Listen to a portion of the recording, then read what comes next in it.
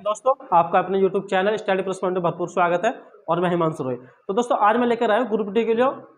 सारी video group D के लिए तो मोस्ट इंपोर्टेंट ही होती है, तो आज भी कुछ स्पेशल इस वीडियो में सारी चीजें स्पेशल होने वाली है। स्पेशल क्यों होगी? क्योंकि प्रैक्टिस सेट से जो मैंने क्वेश्चन उठाए हैं, अब क्या मैंने वे क्वेश्चन उठाए जो मतलब प्रैक्टिस सेट जितने भी है मेरे पास या जितनी भी बुक्स है, सब में हर बार मतलब हर शिफ्ट में रिपीट से क्वेश्चन हो रहे हैं। ये तो नहीं कि हर चैप्टर में, ऐसा तो कभी ऐसा हुआ नहीं होगा कि आज ये क्वेश्चन दे दिया, कल को भी यही देगा, परसों को भी यही देगा या ऐसी। लेकिन जो सबसे ज्यादा आने के चांस होते हैं, जो हर बार आ ही रहे हैं, वे क्वेश्चन मैं इस वीडियो में लेकर आया हूँ। तो जो भी स्टूडेंट, जो भी फ्रेंड्स या जो भी दोस्त मेरा इस वीडियो को पहली बार देख रहा है, तो वो चैनल को सब्सक्राइब कर ले और अपने दोस्तों के पास जरूर शेयर कर दे। ठीक है, चलो चलते हैं हम अपने फर्स्ट क्वेश्चन पे। तो दोस्तों, इस तरह का क्वेश्चन आपने हर बार एग्जाम में जरूर देखा होगा। एक आध बार चांस ही ऐसा हुआ होगा कि इस तरह का क्वेश्चन हमें एग्जाम में देखने के लिए नहीं मिला होगा।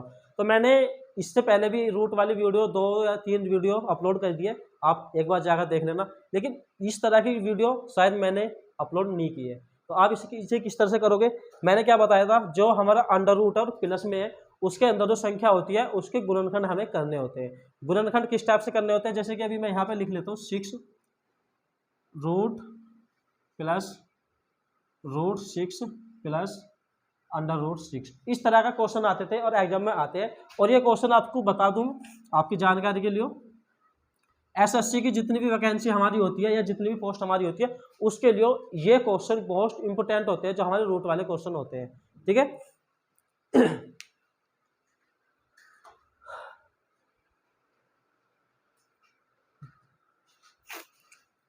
तो हम इस तरह के क्वेश्चन करते थे। किस तरह से करते थे? इसके हम टुकड़े करते थे। इस संख्या के जो बीच में एक संख्या होती है, सेम संख्या आप लोगों को मिलती होगी, और टुकड़े भी हम उस हिसाब से करते थे जिसका डिफरेंस हमारा 1 आ जाए। जिसका डिफरेंस क्या आ जाए दोस्तों? 1 आ जाए। तो इन दोनों का डिफरेंस 1 था। अब हमें क्या देखना था, इसके अंदर प्लस है या माइनस है। अगर प्लस था तो हमारी बड़ी वाली संख्या आंसर होती थी, अगर माइनस है तो हमारी ये वाली संख्या आंसर होती थी, छोटी वाली संख्या। ठीक है, आशा करता हूँ यहाँ तक क्या आपको समझ में आ गया होगा। तो अब आपके मन में एक कंफ्यूजन होगा। अब आप बार बार एक चीज सोच रहे होंगे कि जो मैंने बोर्ड पर संख्या लिखी है, इसके तो गुणनखंड ऐसा नहीं हो रहा है। क्या हो रहा है? चलो आप एक बार बता दो मुझे कि हाँ, अगर इसका गुणनखंड आप कर सकते हो, और वो भी ऐसा गुणनखंड जिसका डिफरेंस 1 हो। तो नहीं हो रहा होगा, आशा करता हूँ ऐसा कोई गुणनखंड नहीं है। अब यहाँ 3 मैंने ले लिया, चलो 3 का गुणनखंड क्या हो रहा है? 1 या 3 हो रहा है। अब इन दोनों संख्या को आप आपस में घटाओगे तो क्या बचेगा दोस्तों? 2 हमें यहाँ प्राप्त हो जाएगा। लेकिन मैंने क्या बोला है? कंडीशन, इसकी जो कंडीशन है वो क्या है? एक आंसर, मतलब डिफरेंस जो है इनका, वो 1 आना बहुत आवश्यक है। चलो अब हम इसके गुणनखंड नहीं हुए, अब हम क्या करें? अब इससे आगे क्या सोचते हैं? 3 से आगे की संख्या क्या होगी हमारे पास? 4 आएगी। 4 आ गई। 4 का कोई ऐसा अंतर है, 4 का कोई ऐसा गुणनखंड है जिन्हें आपस में घटाने पर 1 प्राप्त हो जाए? नहीं है, क्योंकि 2 दूनी 4, 2 में से 2 जाते हैं तो 0 बचती है। इससे आगे आगे हमारा 5, 5 का भी हमारा कोई ऐसा गुणनखंड नहीं है। आगे की तरफ चलना है दोस्तों, आगे की तरफ। अब आ जाओ 6। 6 का क्या ऐसा कोई गुणनखंड है? बिल्कुल है। क्या है? 2 और 3। 2 और 3, इन दोनों का डिफरेंस दोस्तों क्या आता है हमारा? 1 आता है। ठीक है, यहाँ तक कोई प्रॉब्लम? अब हम यहाँ से 3 से कहाँ पे पहुंच गए? 6 पे। अब हमें यहाँ क्या देखना हमारा? इसमें से हमें आंसर, कुछ दोस्तों के समझ में तो ये भी नहीं आ रहा होगा जो फर्स्ट बार तैयारी कर रहे हैं, या जो कंपटीशन में अभी उतरे फिलहाल, या फिर पहले से भी उतर सकते हैं, या काफ़ी दिन से तैयारी कर रहे होंगे, लेकिन इस तरह के क्वेश्चन उसे नहीं किए होंगे और इस तरह के ऑप्शंस भी उन्होंने नहीं देखे होंगे। चलो कोई बात नहीं, आज आप देख लो भी लोगे, समझ भी लोगे। तो हमसे यहाँ क्या दिया? अब ये है 1 इजिकल टू या 1 से बड़ा और 2 से छोटा। लेकिन हमें क्या देखना, हमारा आंसर क्या आया? 2 और 3। 2 और 3 यानी कि 2 से आगे की तरफ चला, यानी कि 2 से बड़ा हुआ, तो 2 से तो बड़ा एंड 3 से क्या? छोटा। इस तरह का क्वेश्चन होगा। इसका जो आंसर है 2 से तो बड़ा और 3 से छोटा।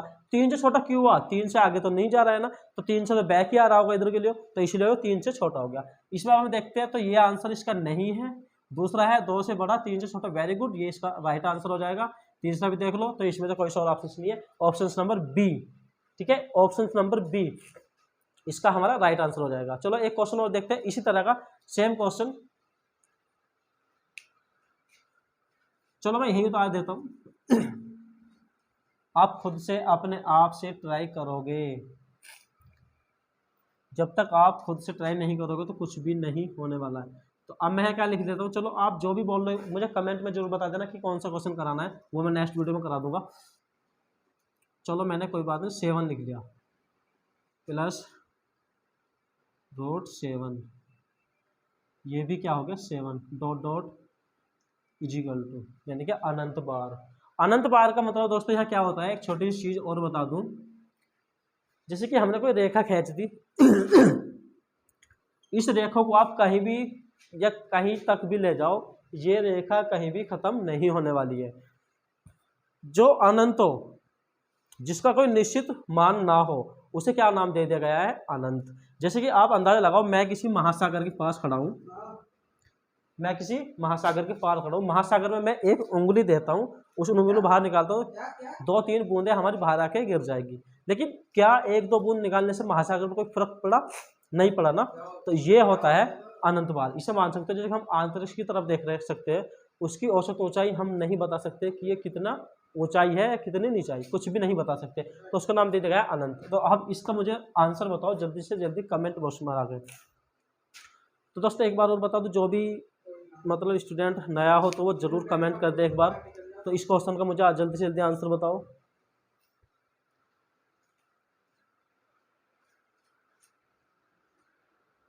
आशा करता हूँ आपने कमेंट कर ही दिया होगा। यह है 7, इसका कोई ऐसा गुणनखंड नहीं है। इससे आगे चलते हैं हम 8 संख्या। 8 का भी कोई ऐसा गुणनखंड हमारा नहीं आ रहा होगा जिसका डिफरेंस हमारा क्या आ जाए दोस्तों 1 आ जाए। 9, 3 या 9, तो इसका भी नहीं आ रहा है ना। अब चलते हैं 10, 2 पंजे 10, इसका भी नहीं आ रहा है। 11 का कोई गुणनखंड नहीं है। इससे आगे की जो संख्या हमारी आएगी वो आएगी दोस्तों 12, और 12 का ऑफिशियली आराम से कोई प्रॉब्लम नहीं होगी। 12 का गुणनखंड हमारा जरूर होता है, क्या होता है, 3 चौक 12। बस हमें यही देखना है दोस्तों, इन दोनों संख्या का आंसर 1 होना चाहिए। नहीं तो 12 का गुणनखंड दोस्तों और भी है, क्या है, 6 दूनी 12, ये भी इसका गुणनखंड है। एक गुणनखंड दोस्तों और है इसका, क्या है वो, 12 इजिकल टू 1 है या नहीं है। लेकिन जो फर्स्ट इसकी जो टर्म्स है, इसकी जो यानी कि नियम है, वो इसका क्या कहता है, इन दोनों का अंतर क्या होना चाहिए दोस्तों, 1 होना चाहिए। तो इसलिए हम इसे मान सकते हैं। अब यह क्या मान सकते हैं हम, 3 से तो बड़ा, 3 से तो बड़ा और 4 से छोटा, और 4 से छोटा। 4 से छोटा क्यों, अभी मैंने बता दिया था कि ये संख्या जो है 4 से तो ऊपर नहीं जा रही है ना, 4 से नीचे आ रही है, तो इसलिए 4 से छोटा हो गया। और ये 3 है, 3 से तो आगे जब हम जा रहे हैं तो 4 जब भी तो आया, तो इसका आंसर हमारा क्या हो जाएगा, 3 से तो बड़ा और 4 से तो छोटा। ठीक है, आशा करता हूँ यहाँ तक कि समझ में आ गया होगा। चलो एक नेक्स्ट क्वेश्चन और देखते हैं इसी तरह के।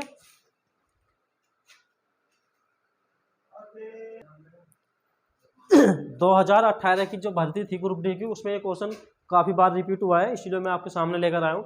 तो इसमें क्या गया है, किसी त्रिभुज के कोनों का अनुपात, कोई त्रिभुज है उसके जो कोनों का अनुपात दिया है 4:3:2 है। तो सबसे बड़ी संख्या का मान पूछ रहा है, सबसे छोटी संख्या का मान भी पूछ सकता है, और ये भी पूछ सकता है कि सबसे बड़ी और सबसे छोटी संख्या का गुणनफल क्या है, या सबसे बड़ी संख्या का वर्ग और सबसे छोटी संख्या का वर्ग का योग कितना है, यानी कि कुछ भी पूछ सकता है। जैसे कि एसएससी सीजीएल में इसका आंसर क्या पूछ सकता है, वो जो हमारी सबसे बड़ी एसएससी सीजीएल में हो जाता है, पूछेगा सबसे कोनों का मान दे दिया, सारी चीज दे दी, अब वो पूछेगा तो कोनों में सबसे बड़े बड़े वर्ग माइनस सबसे छोटे वर्ग का,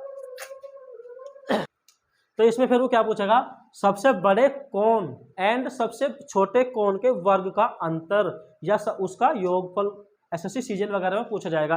लेकिन ग्रुप डी की आपको पता होगा छोटी पोस्ट है, तो छोटा आंसर उसने पूछा है, क्या पूछा है, सबसे बड़े कोण का मान ज्ञात करो, वो भी डिग्री में, या फिर सबसे छोटे कोण का मान। बस ये 2 क्वेश्चन यहाँ से बनेंगे, या फिर इनका गुणनफल बन सकता है, बस ज़्यादा से ज़्यादा इसमें। तो दोस्तों आप सभी को पता होगा जो मेरी वीडियो देख रहा है कि त्रिभुज के तीनों कोणों का मान कितना होता है, कितना होता है दोस्तों, वो होता है हमारा 180 होता है या नहीं होता।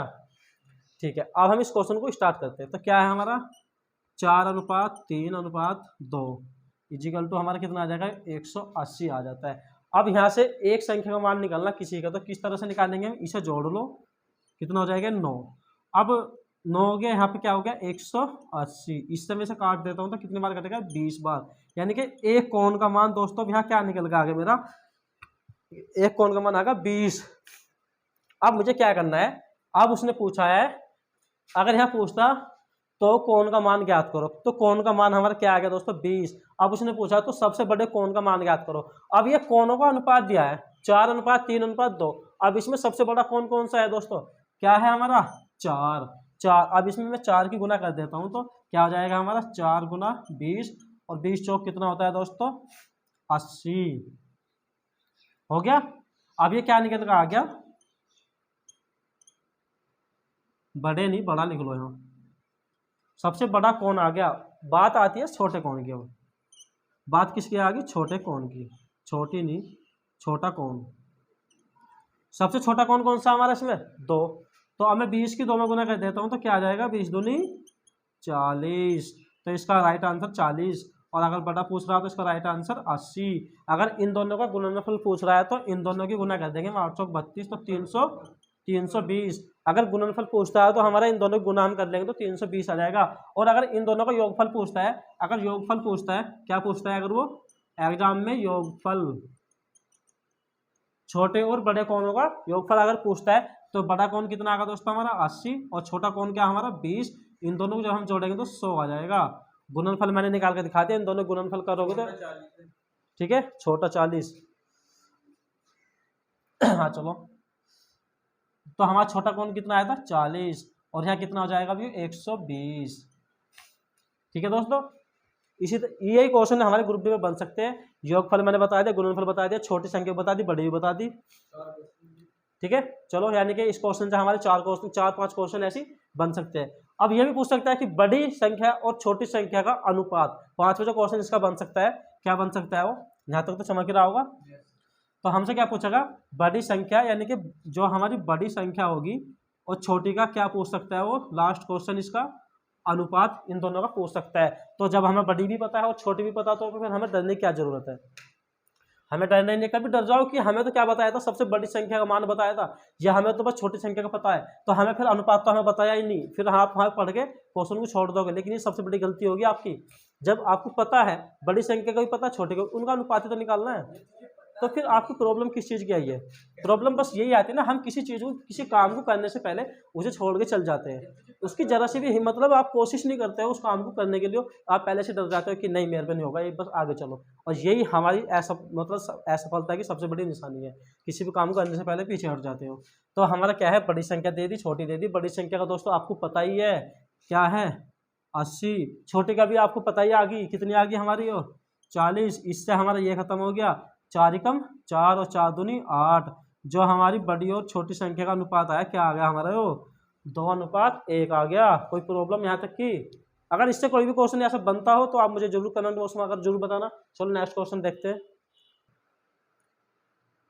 तो आप देख सकते हो इस क्वेश्चन को, ये क्वेश्चन भी उसी की तरह है। अगर आप थोड़ा सा दिमाग लगाते हो, थोड़ा सा सोचते हो, थोड़ा एक्स्ट्रा सोचते हो, तो हम इस क्वेश्चन को बड़ी बिल्कुल आराम से कर सकते हो। क्या दिया, 3 संख्याओं का हमें अनुपात दे दिया गया। 3 संख्याओं का हमें क्या दिया दोस्तों, अनुपात दिया। कितना दिया, 2:3:5 के अनुपात में, एवं उनके वर्गों का योगफल 152 है। उनके वर्गों का योगफल क्या है 152 है। पूछा है तो उन संख्या का योगफल ज्ञात करो, उन संख्या का योगफल ज्ञात करो। और योगफल ज्ञात कब करोगे, कब कर सकते हो, जब हमें उस एक संख्या का पता चल जाएगा जो इन्होंने मान रखी है। तो वो संख्या मैं मान सकता हूँ, एक्स मान सकता हूँ, कुछ भी मान सकते हो। लेकिन मैं अगर आप चाहोगे तो मैं एक्स भी, जो मैं एक्स मान के यहाँ क्वेश्चन कराऊंगा, आप एक्स भी नहीं मान सकते हो, डायरेक्ट इस क्वेश्चन को कर भी सकते हो। तो जैसे कि मैंने यहाँ मान लिया, चलो मैं एक्स ही मान लेता हूँ, एक्स मानता हूँ, लेकिन मैं एक्स यहाँ लिख के नहीं दिखाऊंगा, बस बाद में दिखा रहा हूँ जो वर्ग में कर रहा हूँ, क्योंकि इतना टाइम हमको नहीं लेना है। क्या दिया है 2:3:5, क्या दिया दोस्तों हमें 2:3:5। अभी इसे नहीं लिख रहा मैं, अब उसने क्या दिया, उनके योगफल का योग यानी कि उनके वर्गों का योगफल दिया 152। तो इनके वर्गों का योगफल 152 है, तो इनके वर्गों का योगफल भी हमें करना पड़ेगा। ठीक है, यहाँ मैं 2 का यानी कि 2x है यहाँ पे। अब 2x का मैं वर्ग करता हूँ तो क्या आएगा हमारा 4, और x का वर्ग करता हूँ तो x² आएगा। और प्लस क्यों किया, योगफल पूछ रहा है, प्लस क्यों किया, योगफल पूछ रहा है। अंतर क्यों किया, अंतर पूछ रहा है, लेकिन योगफल पूछ रहा है, हमने योगफल किया। चलो ठीक है, यहाँ 3 है, 3 का वर्ग 9, x है तो x² ही आएगा, प्लस 5 का वर्ग हमारा दोस्तों 25, और यो x²। और इन तीनों का जो योगफल किसने दिया है 152 दिया है। कितना दिया है दोस्तों, 152 दिया है। अब क्या करते हैं, हम इन सारी संख्याओं को या जितने भी टर्म्स में है यहाँ इन्हें हम जोड़ लेते हैं। इन्हें जोड़ता हूँ तो 9 13 38, तो यहाँ क्या आ जाएगा हमारा दोस्तों 38 निकल के हमारा ये आ जाएगा 38 एक्स स्क्वायर, और ये होगा हमारा 152। और अब मैं इससे इसे काट देता हूँ तो ये 4 बार कटता है, इससे मैं इसे काट देता हूँ तो दोस्तों 4 बार कटता है। कितनी बार, 4 बार। तो यहाँ पे x का जो वैल्यू आएगी निकल के एक्स स्क्वायर की 4 आएगी, और अगर मैं यहाँ x की वैल्यू निकाल लेता हूँ तो 2 आएगी। अब यहाँ तक भी जिस भी दोस्त को प्रॉब्लम है तो वो मुझे ज़रूर बताए। तो x की वैल्यू हमारी क्या आ गई, 2 आ गई। अब हमें कोई प्रॉब्लम नहीं है, मैंने क्या बोला था, जब तक हमें किसी एक संख्या का पता नहीं चलता है तो हम ना तो वर्ग निकाल सकते, ना गुणनफल निकाल सकते, ना सबसे बड़ी संख्या और ना ही छोटी संख्या। अब आप यहाँ देखोगे इस क्वेश्चन से कम हमारे 4 या 5 क्वेश्चन बनते हैं। कितने बनते हैं, 4 या 5 क्वेश्चन हमारे बनेंगे। अब हमें एक संख्या का पता चल गया। अब मैं यहाँ आपको निकाल के बता रहा हूँ बड़ी संख्या, क्या बड़ी, सबसे बड़ी संख्या है आप देख सकते हो कौन सी, 25, और यहाँ है 25x, और मैं इसमें गुना कर देता हूँ 25 दूनी 50, तो सबसे बड़ी संख्या दोस्तों क्या हो जाएगी, 50। फर्स्ट क्वेश्चन, एक क्वेश्चन आपका हो गया, कोई प्रॉब्लम नहीं।